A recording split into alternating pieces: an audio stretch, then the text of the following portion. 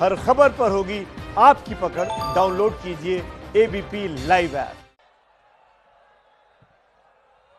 मेरे साथ बोलिए, भारत माता की।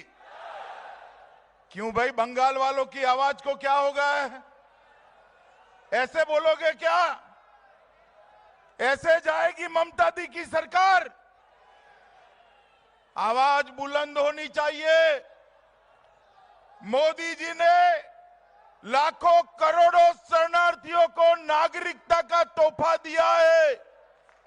सीए के विरोध करने वाले के कान तक आवाज जाए, ऐसी बुलंद आवाज से बोलिए, भारत माता की, भारत माता की। मंच पर उपस्थित बंगाल भारतीय जनता पार्टी के यशस्वी अध्यक्ष और सांसद श्रीमान दिलीप घोष जी,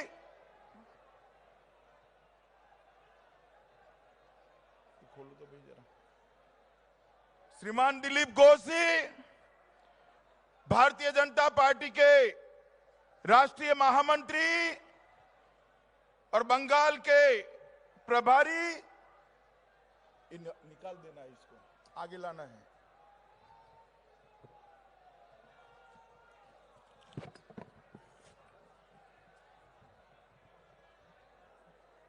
और प्रभारी श्रीमान कैलाश विजयवर्गीय जी, मंत्री परिषद में मेरे साथी बाबुल सुप्रियो जी, मंत्री परिषद में मेरी साथी देवश्री बेन चौधरी जी, राहुल नहीं बांधना है भाई,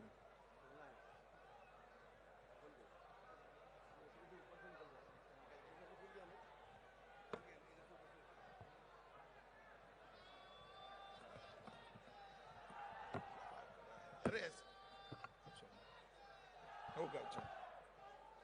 राहुल सिन्हा जी,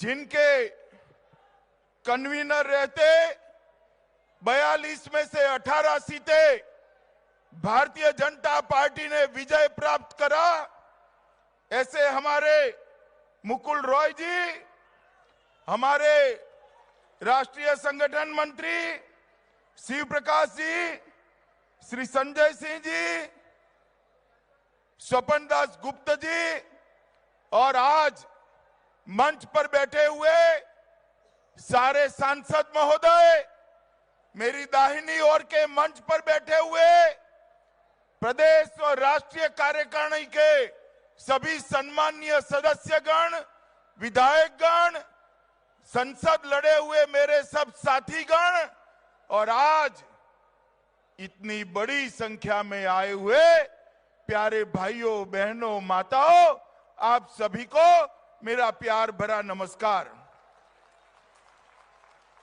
आज मैं पहली बार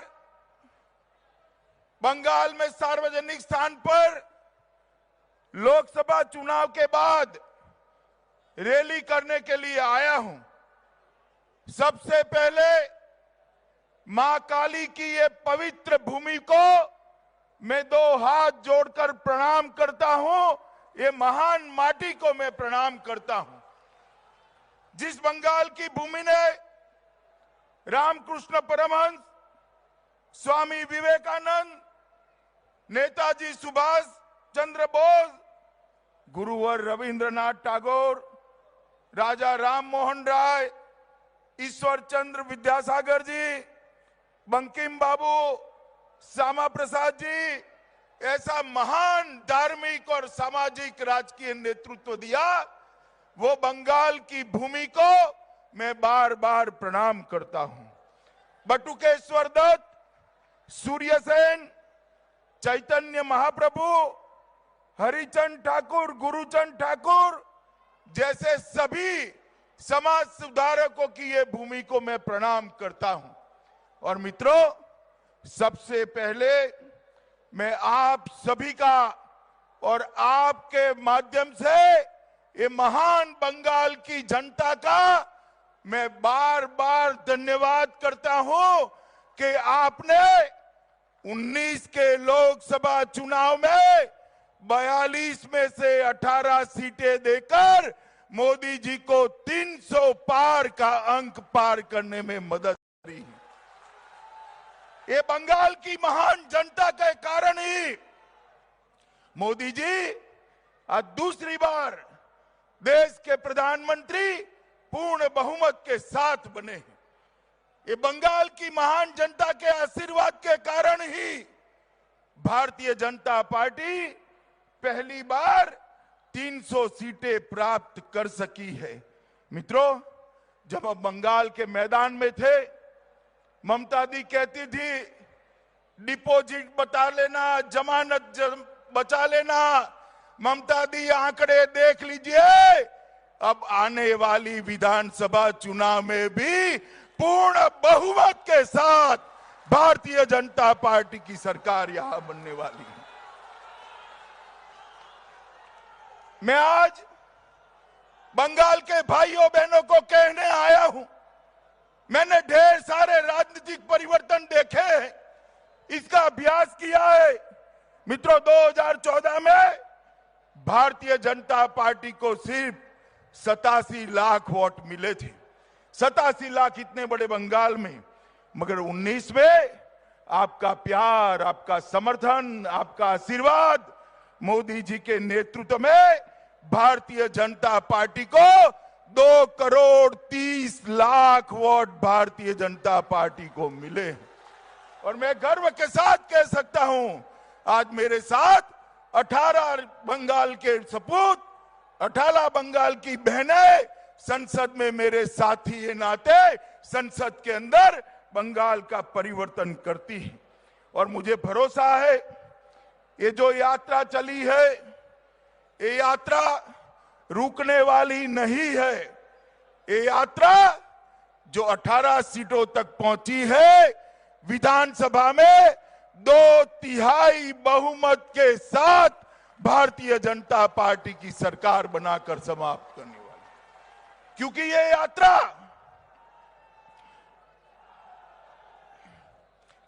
यात्रा भारतीय जनता पार्टी के विकास की यात्रा नहीं है, ये यात्रा बंगाल के विकास की यात्रा है। ये यात्रा बंगाल के गरीब के शोषण के खिलाफ संघर्ष की यात्रा है। ये यात्रा बंगाल के कानून और व्यवस्था को अच्छा बनाने की यात्रा है। ये यात्रा सिंडिकेट को समाप्त करने की यात्रा है। ये यात्रा टोलबाजी समाप्त करने की यात्रा है। ये यात्रा घुसपैठ समाप्त करने की यात्रा है। और ये यात्रा मेरे करोड़ों शरणार्थी भाइयों बहनों को नागरिकता देकर सम्मान देने की यात्रा है। ये यात्रा बंगाल में 2/3 बहुमत के साथ समाप्त होने वाली। मित्रों, आज मैं जब यहां आया हूं, तब आप सबको कहने आया हूं कि बंगाल में जब हम प्रचार करने आए थे, हमें यात्रा नहीं निकालने दी, परमिशन नहीं दी, हेलीकॉप्टर उतरने नहीं दिए, बने हुए मंच उखाड़ कर फेंक दिए, हजारों कार्यकर्ताओं पर लाठियां भांजी गई, गोलियां चलाई गई, गलत मुकदमे दायर करे गए, 40 से ज्यादा कार्यकर्ताओं का जान चली गई। मगर ममता दी, ये सब कर आप हमें रोक पाई हो क्या? रोक पाई हो क्या? जितना जुर्म करना है कर दो, बंगाल की जनता अब आपको जान चुकी है।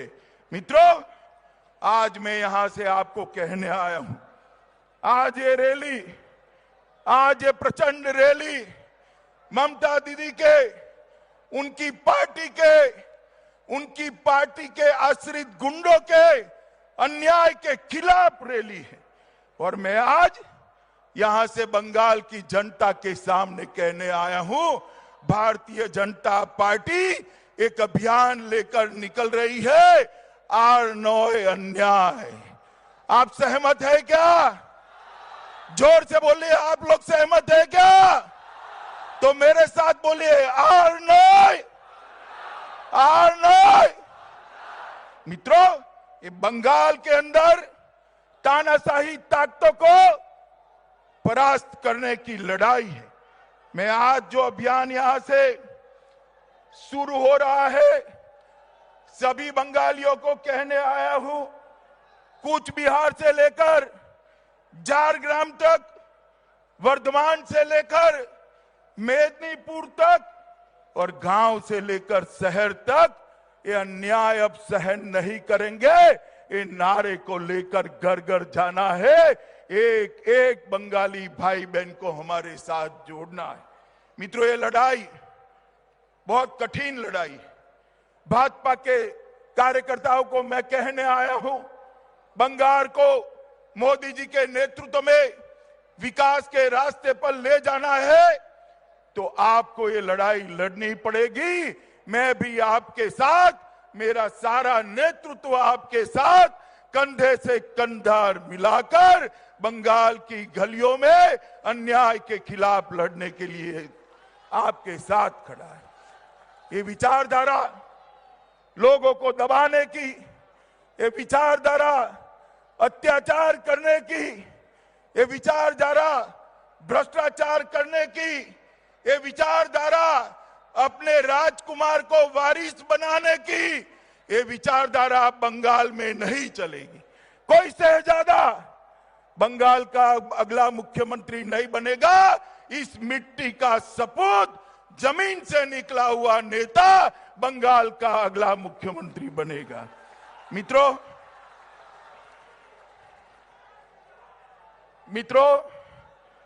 ममता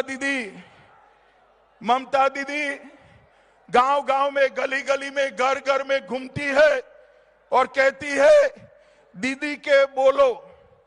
दीदी आपको क्या बोले, सब लोग समझकर चुप बैठे हैं, मगर मैं आज बंगाल की जनता को कहने आया हूं, आप चुप मत रहिए। दीदी जब कहे दीदी के बोलो तो आप कहे, दीदी आर नॉय अन्याय, अब अन्याय हम सहन नहीं करेंगे। ममता दीदी को जवाब देना है। आप मुझे बताओ, भ्रष्टाचार के खिलाफ की लड़ाई में आप भाजपा के साथ हो? जोर से बोलिए, साथ हो। तो मैं बोलूंगा आर नॉय, आप बोलोगे भ्रष्टाचार, आर नॉय। टोलबाजी के खिलाफ आप भाजपा के साथ हो तो मैं बोलूंगा आर नॉय, आप बोलोगे टोलबाजी, आर नॉय, आर नॉय। तुष्टीकरण के खिलाफ आप भाजपा के साथ हो? जोर से बोलो, हो। तो मैं बोलूंगा आर नॉय, आप बोलोगे तुष्टीकरण, आर नॉय। घुसपैठ के खिलाफ आप भाजपा के साथ हो तो मैं बोलूंगा आर नॉय, आप बोलोगे घुसपैठ, मैं बोलूंगा आर नॉय, आर नॉय। परिवारवाद के खिलाफ, अपने शाहजादे को बंगाल के वारिस बनाने के खिलाफ आप हो क्या? जोर से बोलो, हो क्या? तो मैं बोलूंगा आर नॉय, आप बोलोगे परिवारवाद, आर नॉय, आर नॉय। इस सिंडिकेट के खिलाफ आप लोग हो क्या? तो मेरे साथ नारा लगाओ, आर नॉय, आर नॉय।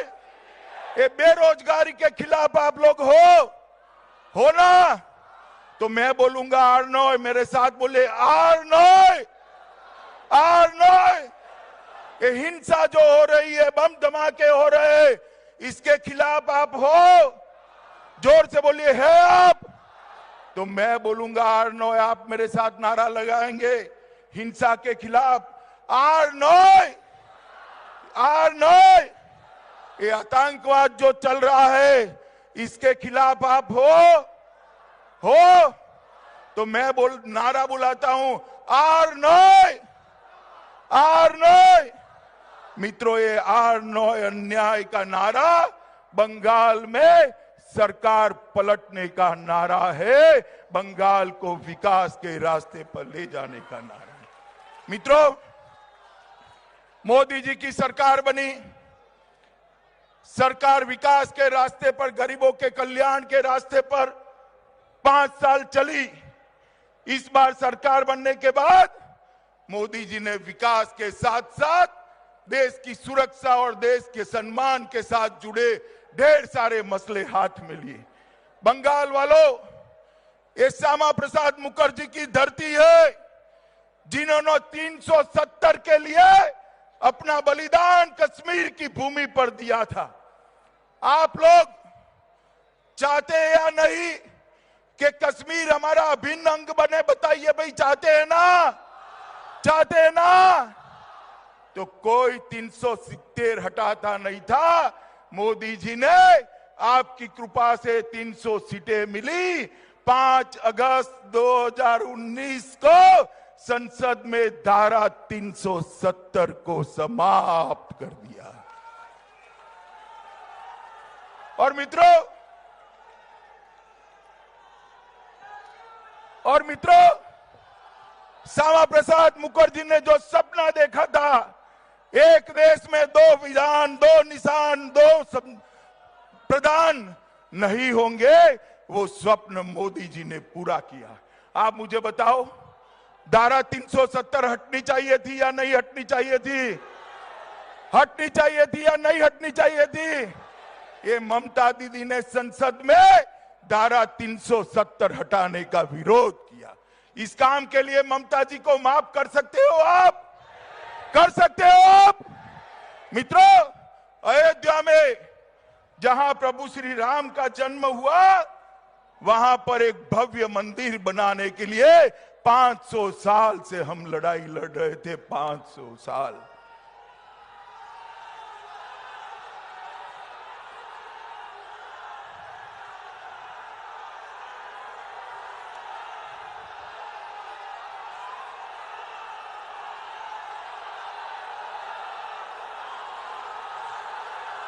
मेरे साथ बोलिए, भारत माता की, भारत माता की। आपकी कृपा हो गई, बंगाल की जनता का आशीर्वाद मिला, मोदी जी को 300 सीटें मिली। मोदी जी ने अभी भव्य राम मंदिर बनाने के लिए राम जन्मभूमि तीर्थ क्षेत्र की घोषणा कर राम मंदिर को आगे बढ़ाने का काम किया है।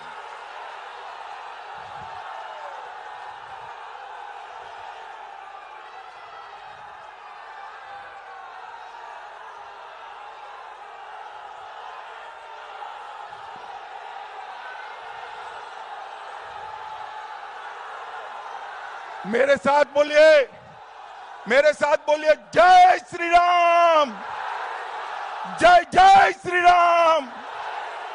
मित्रों, 70 साल से एक कांग्रेस पार्टी, सपा, बसपा, ममता राम मंदिर बनने के बीच में रोड़ा बने थे। आपने मोदी जी को ताकत दी। मैं आपको बताकर जाता हूं, कुछ ही महीनों में आसमान को छूने वाला भव्य राम मंदिर अयोध्या में बनने वाला है।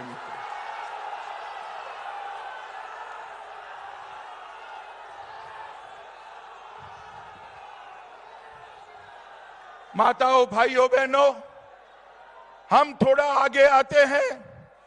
एक समस्या बंगाल के और बंगालियों के लाखों करोड़ों भाइयों के लिए बड़ी समस्या बनी हुई थी।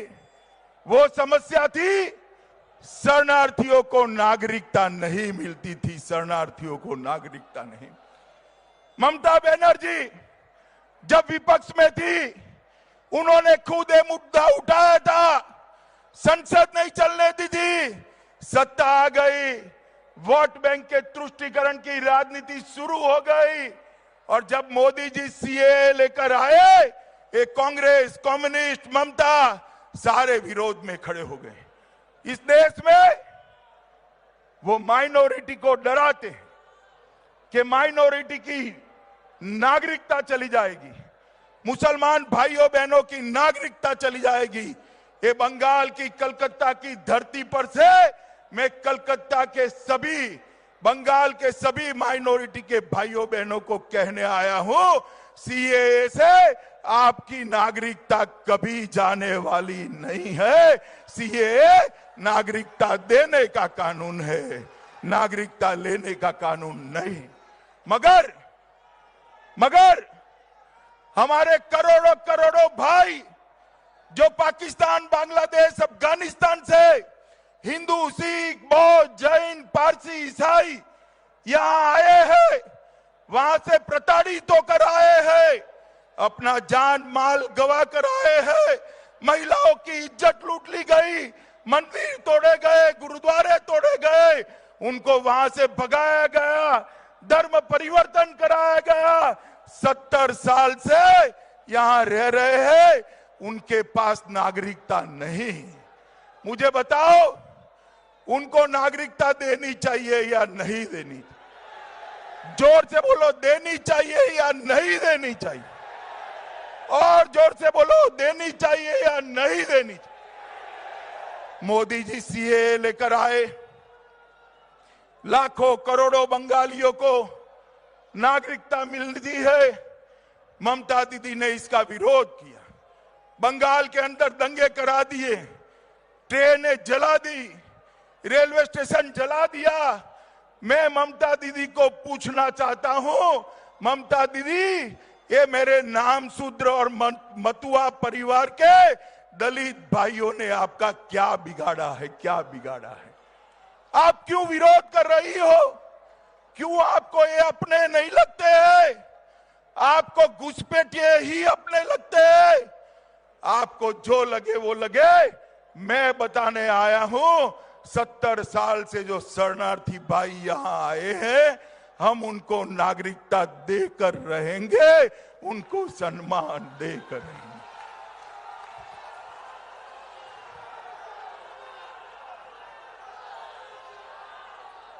भाइयों बहनों, शरणार्थियों को डराया जा रहा है, आपको कागजात देने पड़ेंगे, आपका रहने का यहां से अधिकार छीन लिया जाएगा, आपको ये हो जाएगा, वो हो जाएगा, पुलिस स्टेशन जाइए, पटवारी के पास जाइए। मैं आपको कहता हूं, कहीं ना जाइए। हिंदू, सिख, बौद्ध, जैन, पारसी, ईसाई, सारे लोग जो यहां आए हैं, भारतीय जनता पार्टी की केंद्र सरकार वो सबको नागरिकता देने वाली है। ममता दीदी हमें रोक नहीं सकती, कितना भी करो आप हमें रोक नहीं सकते हो। ममता दीदी, जब आप सीएए का विरोध कर रहे हो, आप गुरुचंद ठाकुर, हरिचंद ठाकुर, पंचानन बर्मन जैसे व्यक्तियों का अभियान का विरोध कर रहे हो। आप महात्मा गांधी, सरदार पटेल और मौलाना आजाद के वादे का विरोध कर रही हो। मैं आपको कहने आया हूं कि 70 सालों से प्रताड़ित लोग, 70 सालों से प्रताड़ित लोग अपने ही देश में परदेसी बनकर बैठे हैं, उनको नागरिकता देनी चाहिए। मित्रों, मैं आज आपको बताना चाहता हूं, ये कितना भी विरोध करे, हम नागरिकता देकर रहेंगे।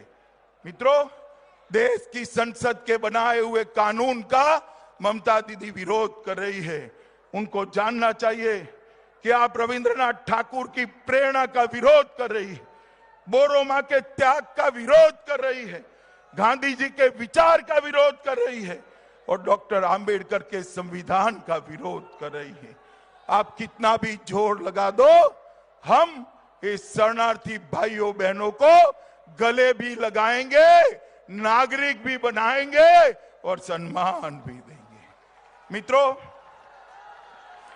ममता दीदी के शासन में बंगाल बहुत पिछड़ गया है। मैं आंकड़ों में जाना नहीं चाहता, मगर विकास की तालिका में सभी राज्यों में बंगाल 20वें स्थान पर है। हर 5वां व्यक्ति गरीबी रेखा के नीचे है। राज्य में 70% किसान कर्ज में डूबा हुआ है।